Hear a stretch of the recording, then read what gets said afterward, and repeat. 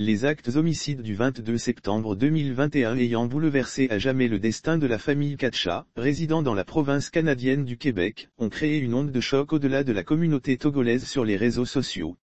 Au Togo, le geste désespéré interroge tout en renvoyant aux traditions africaines. C'est le SPVG, service de police de la ville de Gatineau, Canada, qui a confirmé et révélé jeudi dernier au grand public la tragédie que venait de connaître la famille Katcha installée au Canada depuis plusieurs années. Esodome Katcha, 51 ans, a assassiné ses deux filles, âgées de 3 et 5 ans, avant de se donner la mort. Les 3 corps ont été retrouvés mercredi 22 septembre en milieu d'après-midi, à l'intérieur d'une résidence de la rue de Dunkerque, à Gatineau. Esodome Katcha avait récemment fait l'acquisition, seule, de la résidence dans laquelle la tragédie s'est passée, précisent d'autres sources locales. Des décès horribles qui ont vite fait d'attirer l'attention de plusieurs Canadiens et de plusieurs internautes, d'autant plus que cette folie homicide implique la vie de 2 enfants innocentes. Les époux Katcha, 2 fonctionnaires fédéraux, étaient avant le 22 septembre en instance de divorce et se partageaient la garde de leurs enfants, selon d'autres sources québécoises. Cette tragédie, comme on en rencontre rarement dans les communautés diasporiques africaines, est survenue au 9 rue Dunkerque à Gatineau. Selon la DPJ, Direction de la protection de la jeunesse, un jugement de la Cour supérieure de leur province d'habitation interdisait aux 2 parents de se voir. La scène ubuesque du 22 septembre choque un peu plus le grand public par le fait que le père et la mère Katcha n'avaient pas d'antécédents au niveau de la protection de la jeunesse de Gatineau, et Esodome Katcha n'avait pas non plus d'antécédents criminels au Québec, de l'avis de plusieurs autorités canadiennes. Même si, selon plusieurs voisins de la famille de la 9 rue Dunkerque à Gatineau, la police était intervenue, pour violence conjugale à la résidence du père, il y a quelques semaines. L'autopsie pratiquée sur les corps des 3 victimes a permis aux enquêteurs de conclure à un double meurtre, suivi d'un suicide, selon des sources policières de Gatineau. Et de préciser que, le corps des fillettes ne présentait pas de marque de violence.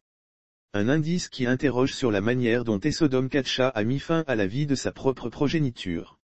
Tentative d'explication au Togo. Dans les milieux togolais, on estime que ces décès horribles n'ont pas lieu d'être. D'une part parce que la vie est sacrée, quel que soit le continent sur lequel l'on se trouve, et d'autre part parce que le suicide est anti-valeur dans la plupart des traditions, des us et coutumes en Afrique. Qu'est-ce qui peut justifier un tel subit acharnement sur des enfants si fragiles? C'est la principale question à laquelle plusieurs Togolais tentent de trouver des réponses logiques depuis plusieurs jours.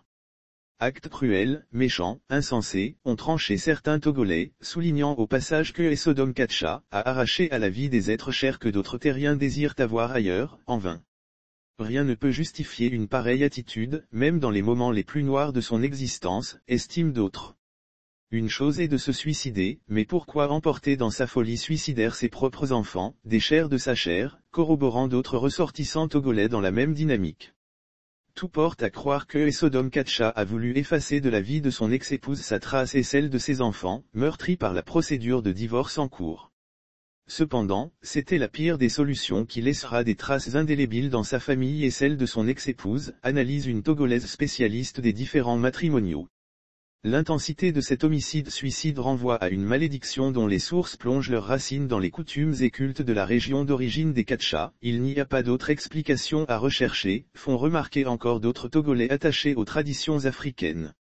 Malédiction cultuelle ou traditionnelle ou pas, ces actes homicides sont iniques et salissent l'image du pays à l'international, au regard de la résonance qu'a eu cette tuerie au Québec, en Amérique du Nord et ailleurs dans le monde, conclut un spécialiste des questions migratoires en terre togolaise. Rappelant l'importance de se préparer à concilier le stress de l'éloignement de sa terre natale / ses origines avec le stress afférent au mode de vie en Occident en général, quand on planifie sa propre immigration, ou bien quand on entreprend un regroupement familial hors de son pays. Autour du retentissant drame de Gatineau, aucune déclaration officielle du Togo n'est à signaler pour l'heure.